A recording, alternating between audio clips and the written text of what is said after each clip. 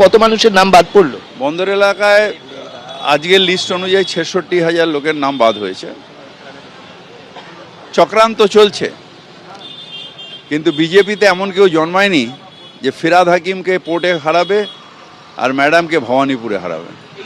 যে নাম বাদ পড়েছে মানে এটা কি আছে তাদের অস্তিত্ব না নেই? কিছুই আছে, 66,000 মধ্যে কিছু হয়তো মৃত আছে, কিছু হয়তো লেফট আছে, কিন্তু এত বাদ পড়ার কথা না। আমাদের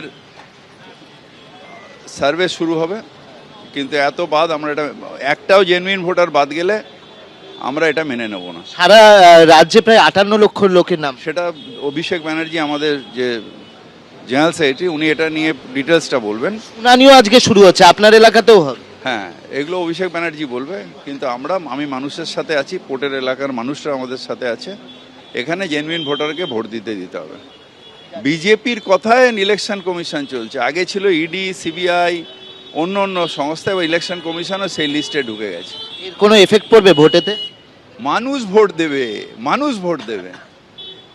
ইলেকশন কমিশন ভোট দেবে না, শুভেন্দু অধিকারীও ভোট দেবে না, মানে তার নিজের এলাকা হয়তো দিতে পারে, এখানে ভোট দেবে। মানুষ ভোট দেবে, এবং মানুষ মমতা বন্দ্যোপাধ্যায়কে বিশ্বাস করে, মমতা বন্দ্যোপাধ্যায় হৃদয়ে রাখে। তাই মমতা বন্দ্যোপাধ্যায় যারা প্রার্থী আছে তাদের নিশ্চিতভাবে ভোট দেবে। মমতা ব্যানার্জিকে নিজেকে মুখ্যমন্ত্রী চতুর্থবার করার জন্য ভোট দেবে। হেল্প ডেস্ক খুলছেন কিছু, যদি কেউ কোনো জেনুইন ভোটারের নাম পড়ে থাকে? আমরা এখন পার্টির মধ্যে আলোচনা করি, তারপর আপনাদের বলবো।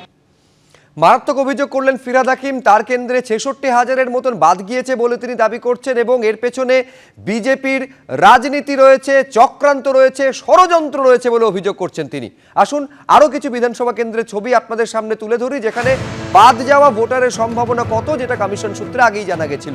মলয় ঘটকের কেন্দ্র আসানসোল উত্তরে 42,599, শশী বাজার কেন্দ্র শ্যামপুকুরে 42,303, অরূপ বিশ্বাসের কেন্দ্র টালিগঞ্জে 35,309, মদন মিত্রর কেন্দ্র কামারহাটিতে 35,191, এবং চন্দ্রিমা ভট্টাচার্য তার কেন্দ্র দমদম উত্তরে 33,912।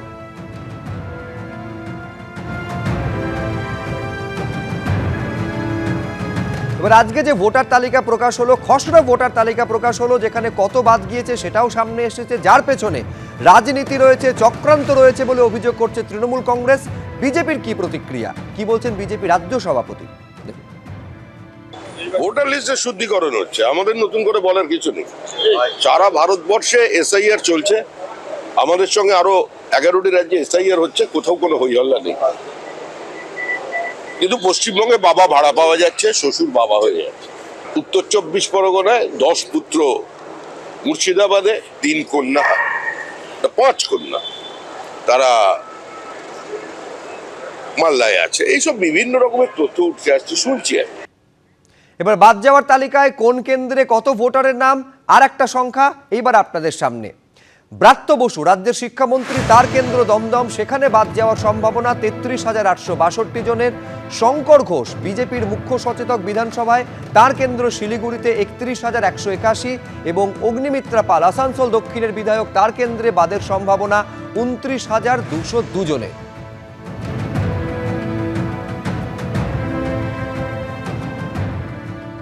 বিজেপি একটা চক্রান্ত করছে, বাংলায় ওরা জিততে পারবে না জেনে নির্বাচন কমিশনের সাহায্যে ওরা এসআইআরকে ব্যবহার করার চেষ্টা করছে। আমরা শেষ পর্যন্ত লড়াই করব, তার কারণ এখনো 6 নম্বর ফর্মে ভোটার অন্তর্ভুক্তির সুযোগ আছে, আর ম্যাচিংয়েরও সুযোগ আছে। আমরা পুরোপুরি চেষ্টা করব, সমস্ত ভারতীয় ভোটারদের নাম অন্তর্ভুক্ত করতে হবে, ত্রুটিমুক্ত ভোটার লিস্ট তৈরি করতে হবে। এই লড়াই চলবে।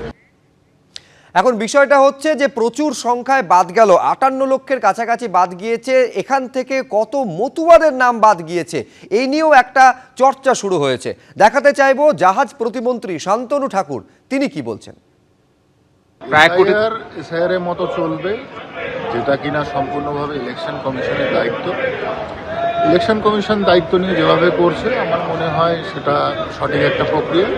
এসআইআর হওয়া উচিত। এসআইআর হলে সঠিক তথ্যটা উঠে আসবে অ্যাকচুয়ালি বাংলায় ভোটার কত আছে।